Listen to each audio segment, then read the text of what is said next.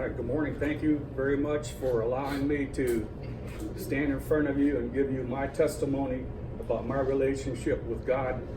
And I pray that the words come to me. I've been diagnosed with the beginnings of dementia, so I feel I want to get this out while I'm still able. Amen. All right? Look at these rows of cloth here. So we're surrounded by, and it reminds me of that was me before I was born. And there's all different colors and they're going to be something. They're going to become a shirt or a jersey or trousers or whatever. And I did not know what God's will was for me. In fact, I thought I was pretty damn smart and I was going to make my own will. This is my first communion picture. A lot of you, some of you in this room are in it. But this is how I first met. I met God the Father, God the Son, God the Holy Ghost. I met the Virgin Mary. I met Paul and all the saints. And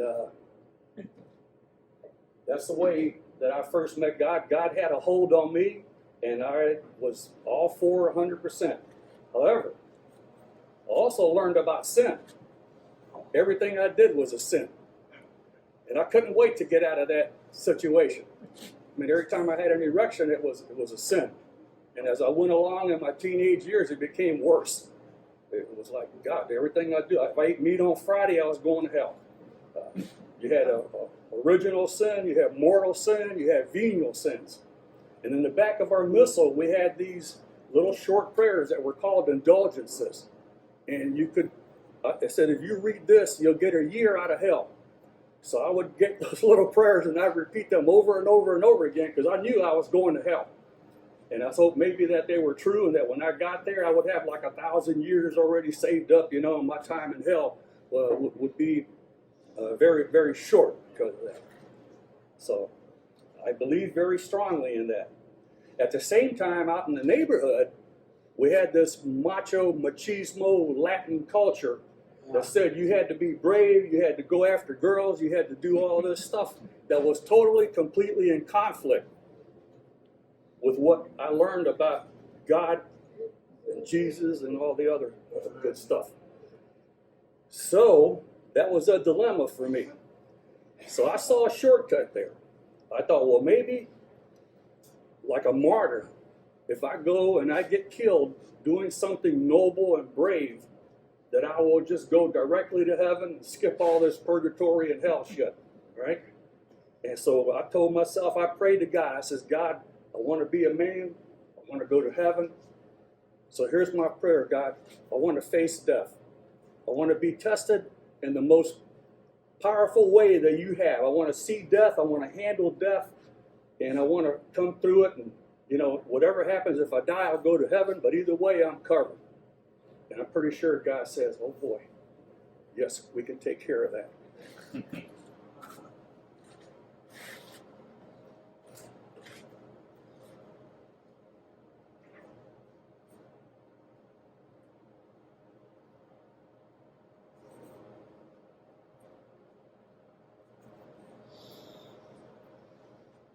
I just lost the place.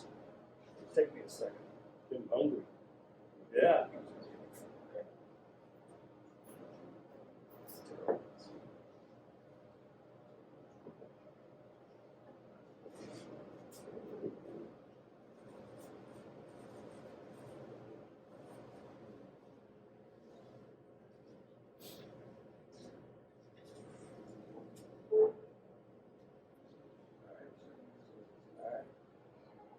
So I decided with that to join the Marine Corps.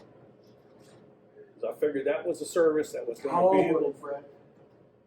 I first joined when I was a sophomore in college. So I was probably 20, I guess. By the time I got to Vietnam, I think I was 20, 22, 23, something like that, a young age. What these guys are doing, they're burning the crackers. But that's another story. So anyhow, I was married by then. I already had one daughter. My daughter was born in Quantico at the basic school and Officer Kennedy School. So when I went to Vietnam, I had a daughter at home and a wife who I had taken out of a Latin community who lived with her mother and grandmother and took her into the culture of the Marine Corps in Quantico, which was a completely 100% difference. So I was assigned to the 2nd Battalion, 9th Marines, and right away I started to touch death. What we lived in. These are some of the guys in my platoon. The guy in the upper left, back row upper left, Galindo, he died about 2 years ago. I stayed in touch with him. And the guy on the far right, Tim Hermson, he lives in Washington State, and I still stay in touch with him. But it's a ragged group of men. We had Army up there with us at Camp Carroll. We had 175 millimeter artillery pieces shown behind me that were manned by Army. We had 8-inch guns that were manned by Marines. We had tanks. We had mail call every once in a while. This is when we got packages, it was like an unwritten rule. Wherever your buddies were, you had to share everything that you got from home with your buddies. One time I got a whole chicken in a can, and I hid it from everyone. I opened it up by myself. I drank the juice, ate the whole chicken, and I was so proud that I had been mean to everybody and I shared it. But then I threw up. So, like, was that a message or what? We also did things, to make fun. We had this little doll. We put some hair on her, made our own poom hang. The guy on the far right was my platoon sergeant. He's handing out grenades. We're getting ready to go out on an operation. That's my right guy in the middle. That's me on the far left, getting ready to go. Always eating. I love to eat. A little plastic fork, spoon there. This guy was from New Orleans, and one day he took off his shirt and he had a scapular. I don't know if you Catholics remember the scapular medals. They were like made out of cloth. Yeah, cloth. And he had it around his neck, and I was thinking, man, that reminds me of when I used to be a Catholic. And I thought, oh, maybe it'll help him. I don't know. I don't know if he made it or not. Here's some more of the guys with Galindo. We're getting ready to go out on an operation. They would truck us out. We'd get off the road, we'd settle up, and just start sweeping through the area. No finesse at all involved. Just here we are. Somebody shoot at us. So when you do, we can try to kill you. All right? That was it. I don't know if we're going back or coming in. Well, here's another picture of that. Here's a picture that I want to introduce a friend of mine and talk about. My first firefight was 30 November. We were in a battalion size operation, 4 companies. Each company has 3 platoons and a weapons platoon. So you had like 500 guys out sweeping the area. And we were moving towards an NVA position, and they wanted to stop us. So what they did, they put about 12 guys, or 10 or 12 guys all spaced out, and they waited till they were right in the midst of all of us. Then they started, pop, pop, pop, hit a guy, took him down, and we returned fire. The whole battalion was shooting across towards each other. It was completely horrendous. And bullets were flying everywhere, red tracers, green tracers, and it was the chaos of battle. In the middle of the battle, my radio said, Tomasello, get your platoon back. We're going to pull back and we're going to create a perimeter. So I told Sergeant Gates, I said, Sergeant, get our platoon and move them back. I'm going to go up to the front there and I'm going to tell the other platoons that we're moving back, their flank's going to be open. So I went up there and everybody's running around like crazy, bullets are flying, and I told them that. And on the way back, I saw this big bomb crater. And out of the bomb crater, a mortar was popping out. Boom! And it would come down and land right among us. So I thought for sure the NVA had put a mortar tube inside that bomb crater, and I had to knock it out. So the first M79 man I saw, I said, here, come here, put a couple of rounds in that crater. And he shot with the M79, which is like a big shotgun. The round hit the side of the crater, and it exploded up. I said, no, you ain't gonna kill nobody like that. I said, throw a damn grenade in there. So he pulled out a grenade, he threw the grenade in there, same thing. It stuck into the side of the bomb crater, and it exploded up. And I said, I'll do it myself. I took a grenade off of my vest. I was getting ready to pull the pin. And this lieutenant by the name of Mike Strickland came running up to me and said, Tomasello, those are your men in that crater. And my heart just like stopped. I put the grenade back. I got my 16 on automatic. I ran up and slid and looked down. There was 14 of my guys at the bottom of that bomb crater. If I would have killed them, I would have hoped that somebody would have fragged me and put me out of my damn misery that day. Because that living with that kind of a guilt would have been impossible, very difficult for me to live with. As it was, we did bomb our own guys and shoot our own guys on several occasions. But with that, I'd like to introduce my friend Mike Strickland, who was there that day. This is him right here. That's his platoon. I couldn't believe it when I finally moved back into Tampa. I found out Mike was living here, and we finally got together and had lunch, and he barely remembered the incident. But to me, it was like burned in my memory, you know? So thank you. I don't know if I'd be able to handle the whole thing. This is some of the gear that we captured. Corporal Pinero there has a wound to his hand. On December 8th, I was wounded the first time. A couple of mortars popped out of the tube. I thought it was U.S. mortars, so I stayed on one knee instead of getting down on the ground.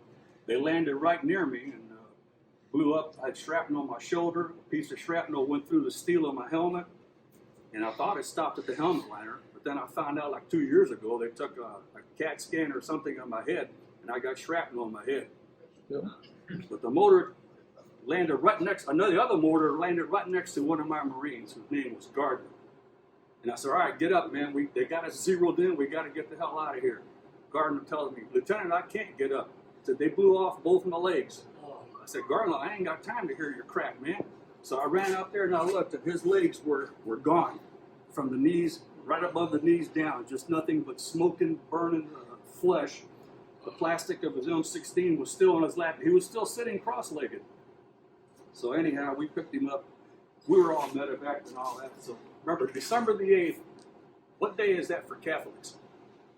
There's a feast day on December the 8th, and it has to do with the Virgin Mary. That's me after the first one. Notice I'm not smirking anymore, holding that little skull.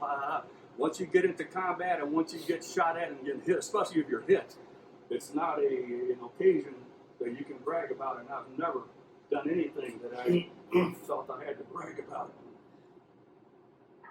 So I stayed with the platoon for about 5 months. Then they made me executive officer. And I sat in the rear and signed papers. I didn't know what I was doing. I got drunk every night with the guys in the rear, the office folks. And I saw this job come through, job opening for the aerial observer section. They were looking for infantry guys to go sit in the back seat of a Piper Cub and help call in airstrikes, naval gunfire, and artillery. So I applied for the job and got it. So this is the type of plane I flew in the back seat. We flew with Army, Air Force, and Marines and Navy pilots. They would pick us up at Dong Ha and take us to an assignment. We only had like 4 hours worth of gas, so we would do 3 or 4 hops a day. Then had to go back and refuel. Called in a lot of F4s. This is the ammo dump at Dong Ha that got hit by North Vietnamese mortars. That's a white phosphorus round going off. We used a lot of white phosphorus. It burned for several days. Our guys still decided that even though it was burning and exploding every now and then, we still had to go take a shower. There's a couple of the AOs guys going to go take a shower. What years were these? This was 68. 67, I got wounded the first time on December, and then in 68. This is 1968 in I Corps. I got wounded the second time. You can see at the middle of the map at the top is Con Thien. I was over the DMZ with the Bird Dog. We were flying up there, and I saw 2 puffs of smoke out of North Vietnam. And I was talking to the guy in Con Thien. I said, "Hey," I said, "stand by. If you get 4 artillery rounds, let me know." He said, "Yeah, we just got 4 artillery rounds." I said, "I got them spotted. I got 1 spotted. You can't watch them all." So I kept my eye where that 1 puff of smoke came from. You can't watch the smoke either because the smoke drifts off. So you keep your eye on the spot where it was with your binoculars and try to find something around. They were well camouflaged. So we're zigzagging around like that. and a bullet went up through the floor of that plane, went through my map case, hit me in the calf, and my knee came up and hit me in the chin. There were pieces of paper flying all around the back seat of the plane.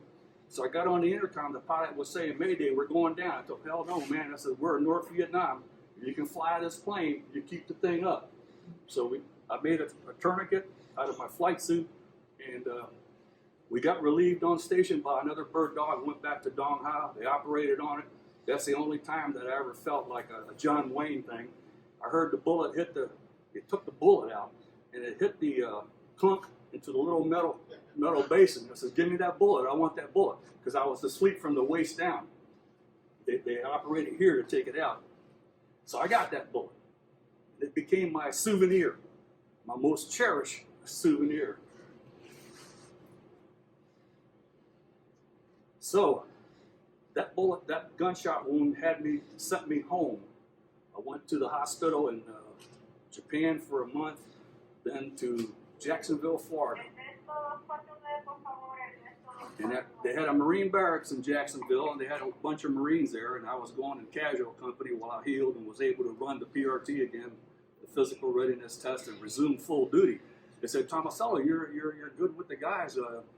We kind of like you. Why don't you want to stay? Would you like to stay here in Jacksonville? Because you got orders to go to Camp Lejeune, where they have the damn water that gave a bunch of Marines cancer." Of course, I didn't know it then. I said, "Oh yeah, sure. It's only 4 hours from Tampa. Yeah, I'll stay here." Yeah, Okay, they said, "Good, thank you." They got orders changed. I was here in Jacksonville. Bought a Roadrunner right off the showroom floor. Man, I was a high dog. They said, "Now you're on the rotation." I said, "The rotation for what?" They said, "For casualty calls. You're going to go out on casualty calls and notify the families of Marines who have been wounded and killed in action." My relationship with God at this time was not good. I had gotten what I had prayed for, but instead I turned against Him. And God kept sending out messages to me, and I just took them the wrong way. The first casualty call I went on, his name was William Cumby. That's his real name. In the book, I got another name. I used another name. He was a dog handler. His dog triggered an ambush, and they saved a bunch of Marines, but him and his dog were killed in action. So we went to the house, me and the Navy chaplain, knocked on the door. The father-in-law was home. And he said, "My wife's not here yet. You'll have to wait until she gets home from work." So we had to wait like 3 hours. It was like 1 o'clock, 2 o'clock, and she was getting off at 5. So we sat in the living room, and he says, something happened to him, isn't it? I said, "Sir, I'm not allowed to tell you. I got to wait till inform, the next of kin and all that mumble jumble." So we're waiting there, and he's saying, "Oh, she's going to take it bad. Oh, her daughter and this and that." I said, "Man, I'm thinking to myself, God, get me out of here. Get me out of here. I don't want to hear this shit, And there was like bowling balls of ice rolling around in my stomach. This is the first time I had to do this by myself. So to break the tension, I got up to walk around the living room. I went to one wall, and there was a little knitted little thing there that said, "Jesus never fails." And I said, "Yeah, hell, you failed this time." So I went to the other wall, and it said, "Prayer solves everything." I said, "We'll see about that, God." And I was pissed. I was angry at God. I was angry at the situation I was in. The woman came home. She got out of the car, saw me, and went down to her knees like they all do. In fact, there was a doctor in one of my groups when I made this presentation. He works at the spine damage there at the VA, and he was on casualty calls. He says, "Your number one thing is to help the mothers when they fall and can't get up." So anyhow, that was a bad casualty call. Also, my son was born at this time, Jacksonville, Florida. In fact, he was born July 19th, right near the time when they landed a man on the moon. And my son had the ABO factor, so he had to have 3 transfusions, and I had to sign each one. And the third one, the doctor said, this is the last one. I said, what do you mean this is the last one? Yeah, if this one doesn't work, your son is going to die. I said, man, I got Marines in the barracks. I said, I can get you all the damn blood you want. I do whatever it takes to keep my son alive. He says, I'm sorry, but that's how it goes. Well, my son did survive.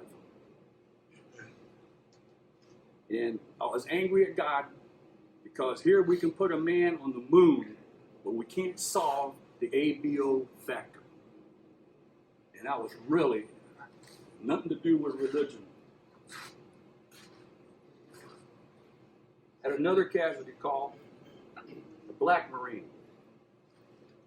Went to their house in Jacksonville, notified the family, notified the mother, then had to go notify the father because they were separated. The body came to the morgue, to the funeral home, and the mother came in first. She looks at the face and she said, that's not my son. I said, oh, no, ma'am. He said, that's your son. The Marine Corps doesn't make any mistakes. I said, let's wait till your husband gets here and let him take a look, and see what he thinks. So a little while later, the father came. He looked at the body. He said, that's not my son. This guy's face is fat. My son don't look like that. I said, sir, that's your son. And I could hear all the people talking in the whole place. Oh, the Marine Corps made a mistake. That's not the right body. They screwed up really bad. And I'm the senior guy there, and I don't know what the hell to do. But I could feel those bowling balls of ice rolling around in my stomach again. And I prayed. I said, God, what the hell do I do now, And somehow God says, what about identifying marks and scars? Identifying what? Marks and scars. So I asked the mother, I said, does your son have any identifying marks and scars? Said, yeah, he's got a big birthmark on his chest. I said, all right. I said, well, we'll open up the blouse. I'll, let you take a look. So we had to wait for the director of the funeral home to come to do that for all these legal reasons. So the guy didn't come in until around midnight. Here I'm standing out there in the heat, in Jacksonville, and the smell of pulp plants, and it was just horrible. The guy came in, he was drunk. I told him, sir, we got to open up the blouse and to verify that this is the raw. Oh, yeah, I could do that, yeah. So he comes and we open up the blouse and there's a plastic bag underneath. He gets out his little pocket knife. He opens up the plastic and we pull it open. And sure enough, there's the birthmark on the Marine's chest. Mm-hmm. And both mother and father cry, and like naturally they would. Then the guy starts pounding on the guy's chest. He said, oh, they did a good job here on Da Nang. And then he's going through the hair and stuff. So sir, close the thing up. We've already accomplished what we need to do. He was drunk. He smelled like alcohol. All this stuff. And I took and luckily they were sitting side by side. So I walked up to them. I put one corner on his knee, one corner on her knee, and I made my little speech and gave my salute, and I turned around and walked away. And I said, if they're going to fight each other, let them kill each other. I don't want to see it. And with that, I got out of the Marine Corps. Came back to Tampa. In fact, this is some of the ribbons and medals catch up to you later. So this is Victor Noriega on the upper left. Me and the next one over, we're down here at Gandy getting some kind of a ribbon or something from the Marine Corps. They had a little formation and everything. So anyhow, I was glad to get home, glad to be out of the service. And my wife says, we're not going to church in Ybor City anymore. We're going to church in Tampa at St. John Presbyterian Church. We've got a great pastor. His name is James Norwood Holmes, Reverend Jim Holmes. That's his picture there. So we go there every Sunday. I put on my coat and tie, and we had the ideal family, a mother, father, and 2 children, and everyone, oh, your beautiful family, everything looks so wonderful and all that. But deep down inside, there was anger that had been brewing for years. So one day, Jim Holmes calls up. He says, Fred, I want to come to your house. I said, all right, yeah. So he came over, and he says, I want to invite you to be a deacon. I said, me? A deacon? So you got to be kidding. He says, no. He says, listen, he says, Jesus didn't go pick saints to be deacons. He picked people like you. I said, Jim, I've been in war. I've killed people. I've got a lot of problems, you know. So, all right, you know, I still want you to come and be a deacon in our church. So then my wife's showing him the house. So he goes to our bedroom and he says, Fred, what's this hole in the door? I said, Jim, that's where I get mad, you know. I punch the damn door. He said, why you punch the door? I said, because it's better than punching my wife in the face. And then he goes in the room and there's a hole in the wall and the damn sheetrock. I said, what's this? He said, that's where I punched a hole in the sheetrock. He said, you got anger issues. I said, really? I said, I know. He says, we need to get you some counseling. This is 1980. Nobody had even heard about PTSD. The first one that told me about PTSD was my mother. She read an article, and I was working at the post office, going to church. She says, Freddie, I think you've got post-traumatic stress. Everything this article says is you. I said, Ma, shut the hell up. I said, you want me to lose my job?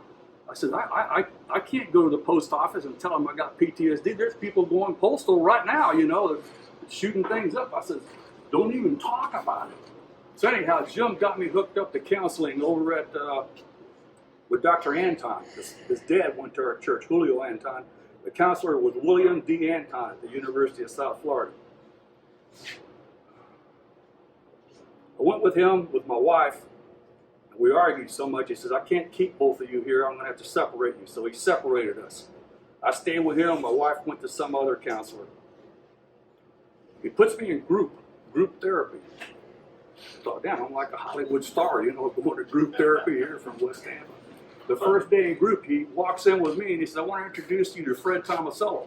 He says, you think you guys are crazy. Said, this guy volunteered for Vietnam. And they all had a big laugh, you know. And I thought, what the hell's wrong with this asshole, you know? But I had anger, a lot of anger. My wife quit going. I said, why'd you quit going? Because my counselor says, I'm okay, you're the one that screwed up. So, that was the straw that broke the camel's back. I mean, that's the first chance I get, I'm leaving this woman. And I prayed to God, I said, God, get me out of this marriage. I don't care how you do it, just get me out of this marriage, all right? God said, okay. So finally I had the courage to leave. Jim Holmes went and got me, brought me back. So yeah, things are going to get better. A year later, I finally left again and left for good. And it was so bad I couldn't go back to that church. But God gave me what I prayed for. But in the process, my relationship with 3 kids just disintegrated to nothing. Today I have 9 grandkids that I've never seen or held or touched. And I got 3 kids who have nothing to do with me, don't want me to call them, they block me. My son, we had a visit a couple times, but anyhow, that went south too. So that's about where I was when I first came to this Bible group. First came to the Bible group, Monty told me, you know, Fred, you ought to think about going back to Vietnam. Oh, hell no, I don't want to go back there.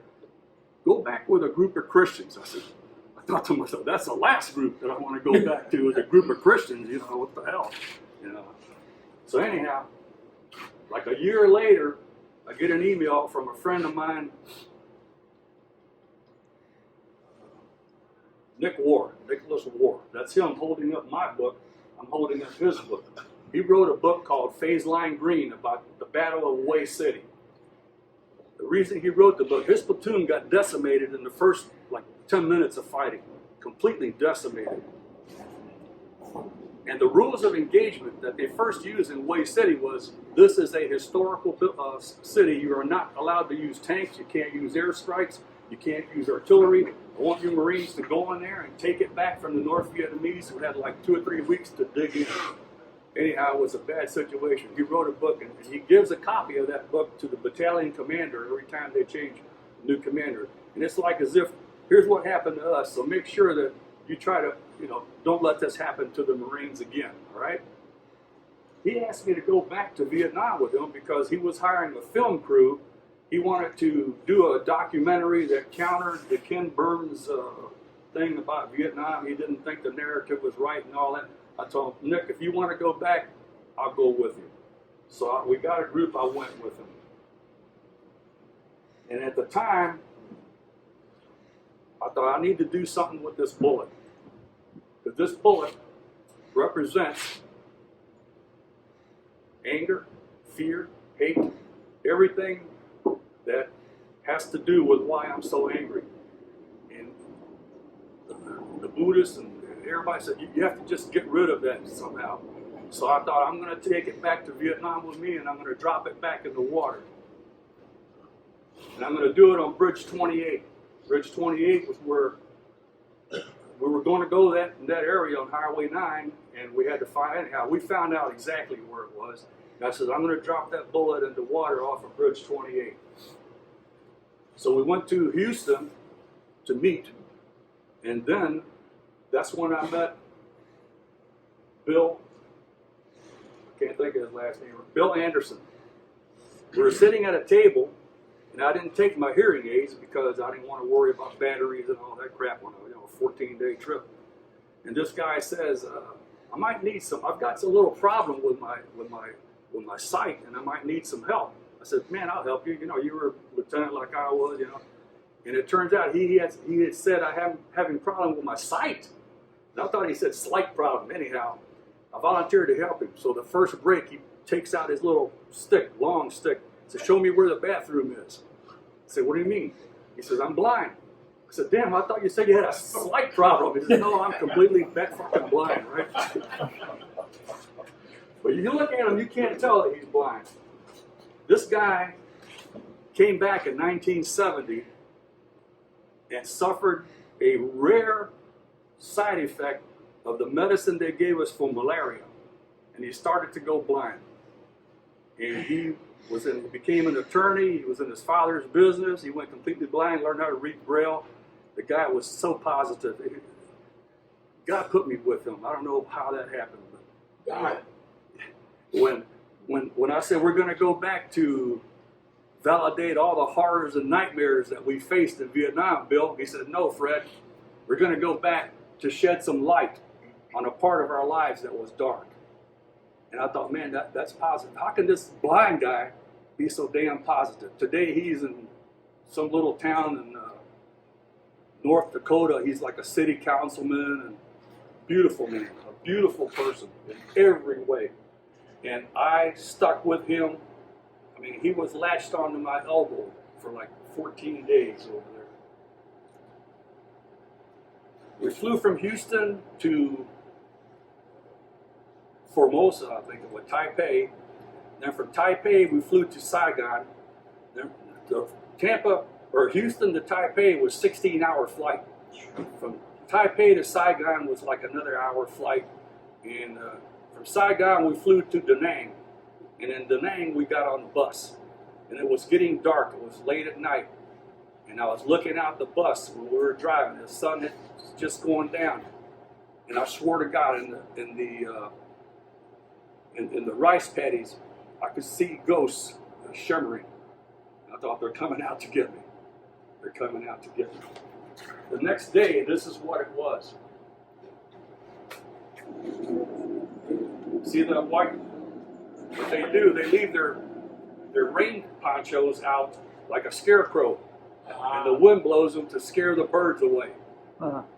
And that night I couldn't sleep very well because I was so afraid. I didn't know what they were going to do to us, you know, going back like that. The food that they fed us over there reminded me of my grandmother. When she killed a chicken, we ate every damn piece of that chicken. She would go in the backyard with her dress and grab that chicken when it jumped in the air, pop it. She'd give me she'd do an autopsy and tell me in Italian, "Questo giussero." He looked at the heart, and she'd show me all the parts of the chicken. And when we got a lot of guys wouldn't even touch that chicken because they had the head on it with the eyes still looking at us. Thought that was funny as hell. You know? The Vietnamese are poor people, and they did remind me of my grandmother a lot. They even helped us how to prepare the food. You know, we didn't know how to eat. Anyhow, I became Facebook friends with a lot of these people now, and I communicate with them every night. This is our group. I think it's pretty much everybody in front of one of the monuments there. we would get on a bus and we would go to different places. This is Marble Mountain, where I didn't know it. I thought they had to do with playing marbles, but they cut slabs of marble and they make things out of them in Vietnam. Back 50 years ago, I had no idea. I just thought it was a place called Marble Mountain. But there's a giant elephant that they made. Me and Bill are making believe we're the three blind guys trying to figure out what the elephant is, or some kind of a Aesop fable or something about that. There's Ho Chi Minh photobombing Bill. This is our guide team who took us all over the place and translated for us. We're getting ready to go into the cave at Marble Mountain, where the North Vietnamese Army had a hospital right underneath the Marine base at the top. And the place was a Buddhist temple. Here's what it looked like inside.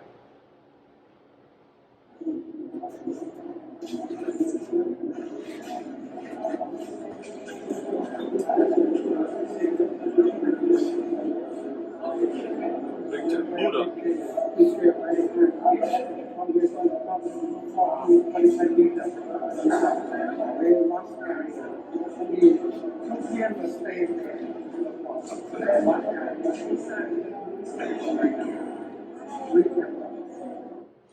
Our guide says the monks would have treated Americans and North Vietnamese equally the same, but I don't know.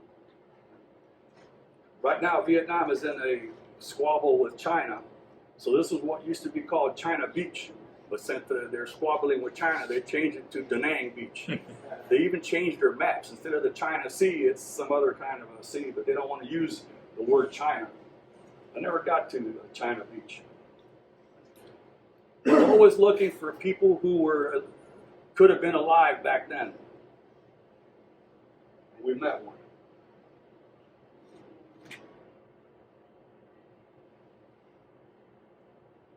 When you told me that Coca-Cola back in 1970. 80 years old, she was here selling Cokes to the Marines when Bill was here. Thank you for being here then, and thank you for coming out to greet us now. Thank you. Yeah,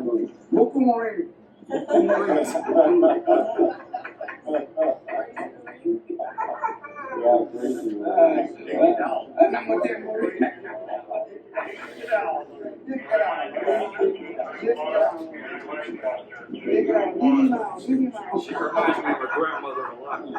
No teeth.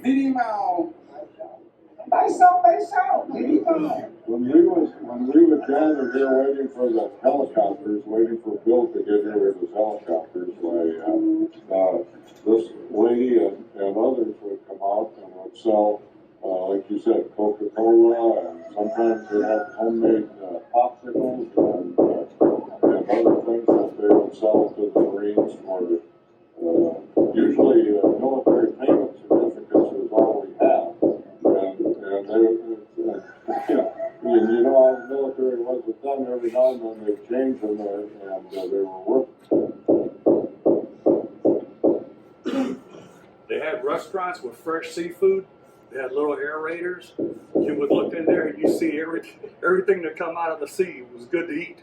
Some of it we wouldn't eat, a lot of it we did. Nice restaurant, outdoors, you know, nice table. Everybody's real polite, very nice, very welcoming.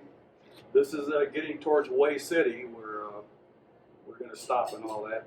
And Nick and his film crew were going to stay there for a few days while we went up north and finished the big tour and come back and rejoin them. Me and Bill crossed that street. I don't know how many motorbikes he hit with that walking stick.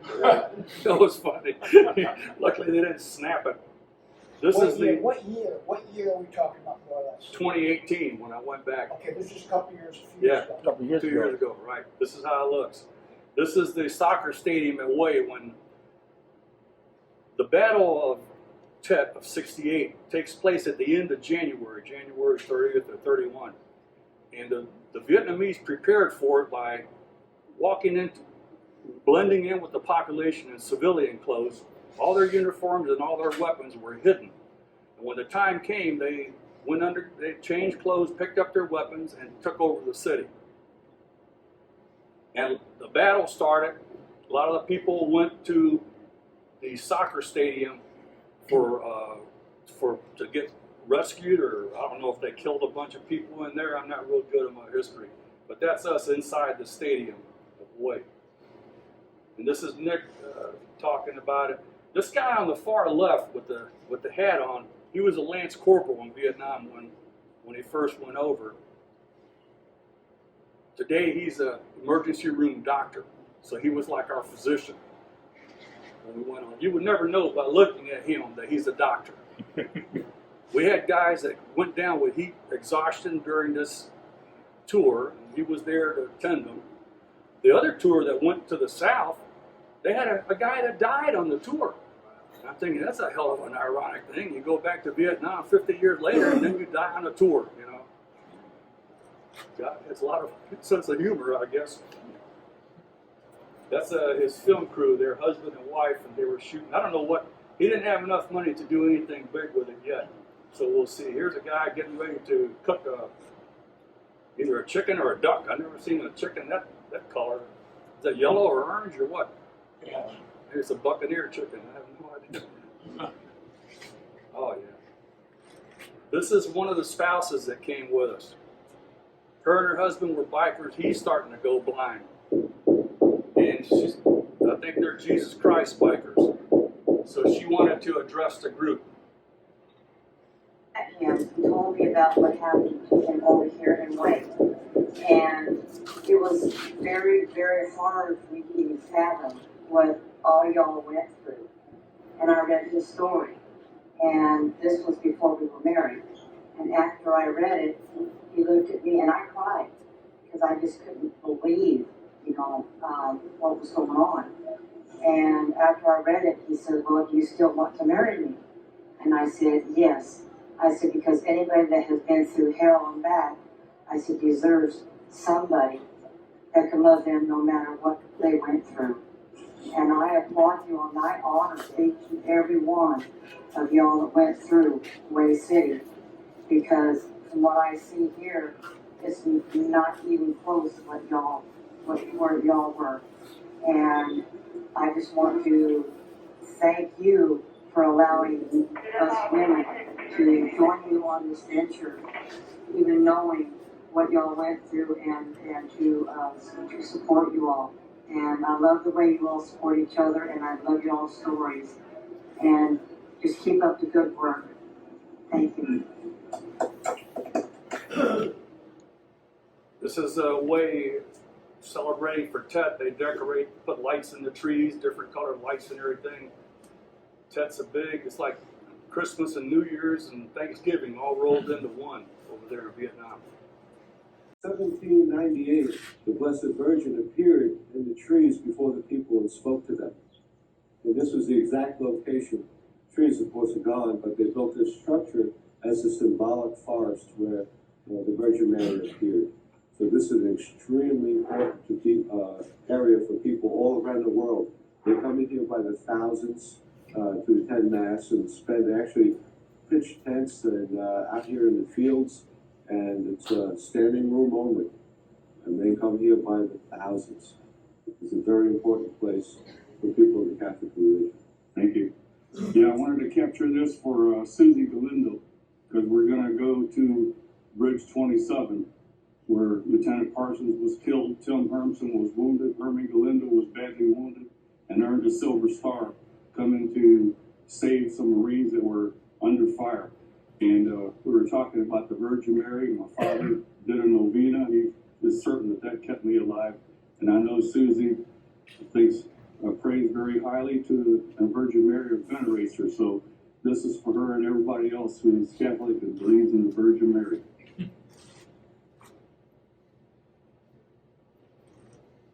They had some nice bronze work. They had sculpture out of marble. They had the Stations of the Cross, the communist country. It's like they don't even, just let them do what they want. They got a little bit of socialism, or a little bit of capitalism mixed with socialism now. But since it's a holiday, the government puts up all these posters all over the place. All right, we're fine. It was Bridge 28. I made a mistake, not Bridge 27. Here's Bridge 28. The NVA put a big mine. It was a landmine, but they put it up against the stone there. Blew everybody off the road. This is the original bridge down in the bottom there. This is 50 years later. Those bridges are gone. We're standing on another bridge. And that's looking down at the water. I wanted to find a place to drop that bullet. On the left is Jim Parsons, who was killed there at Bridge 28. He was our artillery forward observer. The guy in the middle is my corpsman, Dennis M. Luya, Doc Luya. And on my right is Billy Joe McCarty, who was my radio man, who was also killed in Vietnam after I left the platoon. I asked the guy to use my iPad, and somehow he put it on slow motion. So me and Bill are going to go out there and drop the bullet.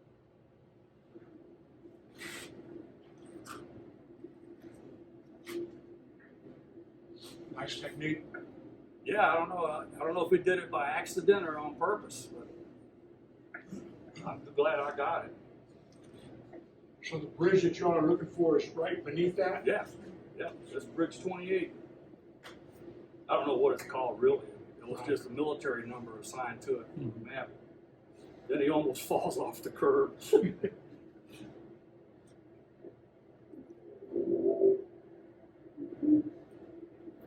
I think I had a bruise on both elbows when we got back. I didn't want to laugh, but it was funny.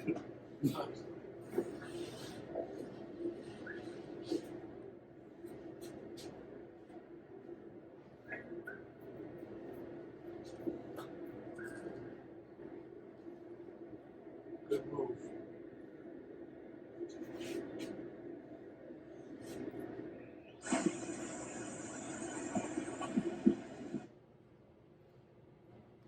After that, we went to Quezon. I got some Quezon coffee here. It doesn't smell like Cuban coffee. But if you smell real close, you can smell the blood of Marines and French and everybody else that Vietnam fought in those wars. Had dinner there. People come from up north, from Saigon. This is a family that came from Saigon down there that we met. They were touring the country. They also have a lot of remnants of the war that are left behind as museums. And inside their museum, they have pictures from their photographers of what they did to move arms and material all the way up from up north down to the south through Laos and Cambodia and everything, using bicycles and trucks. And this is Quezon Base, taken from a Vietnamese photographer in 1968. That's what it looked like when we flew over there in that bird dog, 3 or 4 hops a day, trying to find targets. That's our enemy guys with their AK-47. These are not Viet Cong. These are North Vietnamese soldiers who are well trained and know what they were doing. It's our enemy. Underneath this caption it says, U.S. Marines shutting themselves in bunkers for fear of their own shadows. It's kind of tough reading that when you go over to the other locker room. You know, and you see their perception. A lot of ordnance left over. They had to clean it all up. I'm talking bombs, big bombs. This is a lot of exploded ordnance that shrapnel, and that stuff goes off. It's red hot and spinning like a helicopter, like a lawnmower blade. Big pieces of shrapnel. We also brought gifts and everything that we took to the Montagnards, to the indigenous people of Vietnam who were helpful to the U.S. They live in a hut that's up above the ground. Go in there and gave it to the chief. And the chief determines who gets the gifts in the village. You got to go through the chief for everything.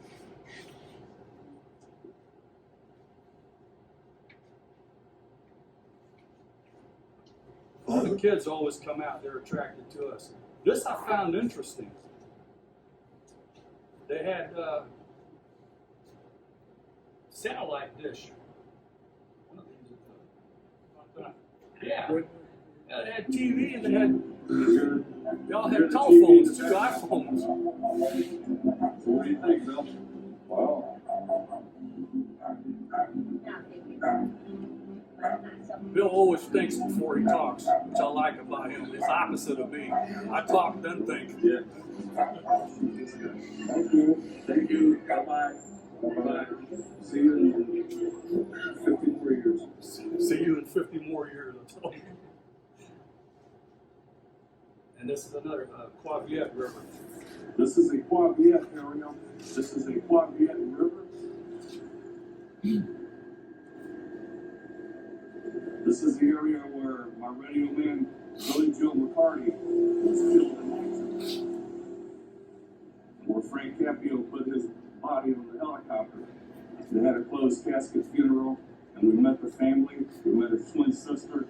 We met his sister Dolores and her husband Richard, who's a command sergeant major in the Army.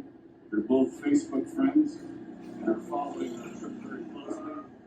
And this is the spot, or not the exact spot, but this is the area where Billy Joe met his maker. This is up in North Vietnam. We crossed the Ben Hai River, went up north. This was one of the big tunnels. A lot of those people lived underground because of all the attacks and everything. But then we went to Con Thien. This is a French bunker at Con Thien. And they left that bunker, but then they planted rubber trees all around Con Thien. Sure enough, some kid come up wanted to sell us some bullets. You know, that's what we really wanted, right? This is another river that we were over, and then we had to go to Hanoi. So that night it was Tet, and we were in our hotel. I was in my hotel room, and they started throwing off fireworks. This is what war sounds like at night.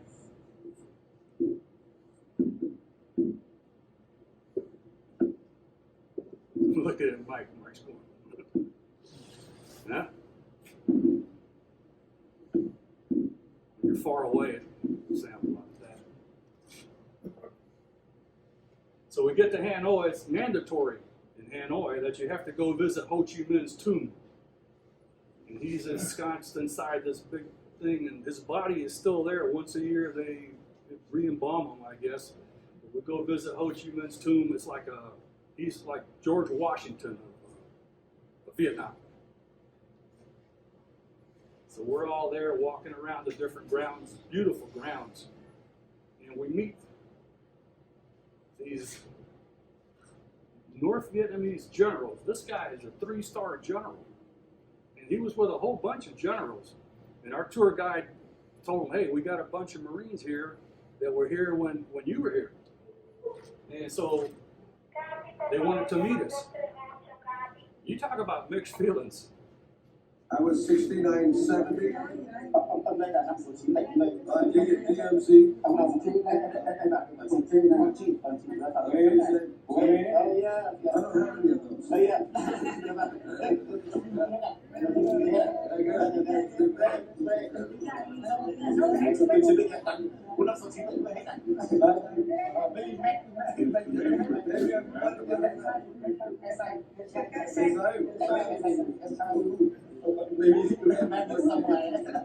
Y'all wanted selfies with us?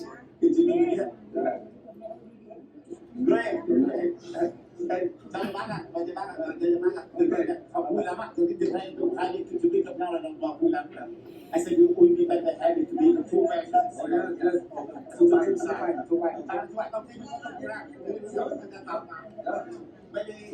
Over here? 50 years ago, I'd have thrown a grenade at the whole bunch of them. And then this happened.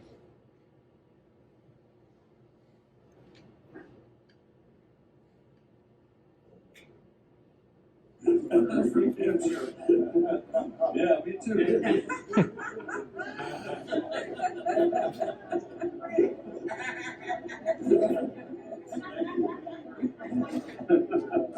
Thank you.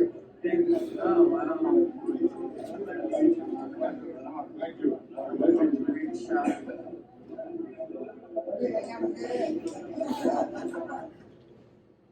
That takes us back to today, right here, right now, because all this time, God has a line to us. I'm talking about a line that's unbreakable. And it took me a long time to realize it. But there's people, Armando Flores is in this picture. There he is right there. Richard Martinez is right here. Lou Pinella is right here. John should be here, but they had a little bit of move to Ybor City, so he wasn't in on our first communion picture. But the whole theme of my presentation, Between the three of us, we can name them all. I bet you can. Oh, yeah. I know. A lot of names there that Oh, yeah. played sports in West Tampa and everything else, but that was my thanks to God for letting me be here today and for letting me be here without a horrible memory that would have probably led to my demise for sure, because I don't think I could have lived with that. But I thank you all for paying attention and for listening, and I know I went a little bit over, so I hope you'll forgive me. So, Fred, let me ask you this. So, you were very angry. Oh yeah, And I now still you, am. And now you describe yourself as peaceful. You're at peace now. Well, I'm at peace with myself now. Yeah, that's what I But mean. I'm not at peace with our government, with our Oh, country, no, no, with. no. I don't. There's a lot of things I like about Buddhism. Buddhism says, you go into yourself and you find there your peace within, and then you stop. Well, Engaged Buddhism says you have to go out and try to influence others to be peaceful also. And Tim's doing it by asking, what is God's plan for you? Who do you think that I am? Exactly. Well, you gotta you can't just sit there and say, okay, I'm happy and I'm at peace, praise the Lord, and then we all just die and go to heaven. There's still evil going on, and it's going on every day, and I feel angry at that, and I want to do something about it, but I'm very limited. But what I can, I offer my story. I offer, at least now, when I think of Vietnam, I don't think of just bombs blowing up and white phosphorus going off and people with no legs and children blown in half. And now I can see another side of today, how it is today, and how far they have come, and how they have healed, and how they accept us. And it felt genuine to me. I don't think it was they accept us just because of the money and all that stuff. These guys were open. I asked one time, I said, how come Vietnamese don't have post-traumatic stress? Well, some of them do, but a lot of them, in the Buddhist religion, that's what mostly they are, they believe you have both good and evil inside of you. And at times you use the good, and there are times when you have to use the evil.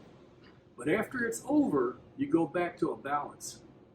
And that's where I want to be. I want to be balanced. I'm ready to go. I don't care. When I lose my ability to think and talk and all that, and just take me, man. I'm ready, God. And I'm glad I got this opportunity to witness, because I proclaim the name of God. God the Father, God the Son, God the Holy Ghost. God the Holy Ghost is right here. Amen. Always has been. And I could reject him all I want, but he's still there. Or she or it or whatever. I don't care. Any other questions? Mike, you want to say anything? No, I think you did a spectacular job talking about what took place in Vietnam at that particular time. And I'd like you to share one thing. I wound up later on. I stayed in the Marine Corps for 28 years, and so one of my assignments was in New Orleans, and for 3 years I worked with the Marine Corps Reserve. During that time, Marine barracks in Beirut went up. Yeah. And almost all of those Marines who were killed, 200 plus Marines and sailors and so forth were killed, were from the southeast. And so we got heavily involved in casualty. And it's on the one hand, it's the most horrible thing that I've ever done in my life, but it was very, very meaningful and uplifting. And I had a group of 5 different units. I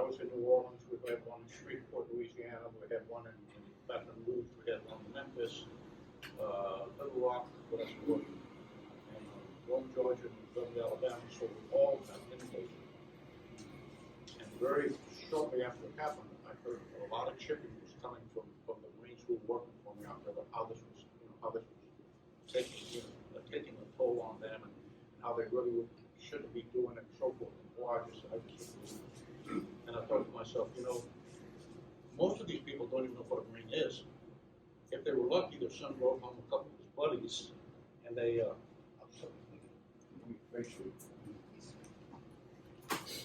Maybe he brought home a couple of his buddies, and so they got to know that person as a Marine, but they really didn't know anything about the Marine Corps. And the last and lasting image that they were gonna have of the Marines is what we did on that day. So it's a real honor for all of us to be involved in that, and it's hard duty. I mean, it is absolutely hard duty.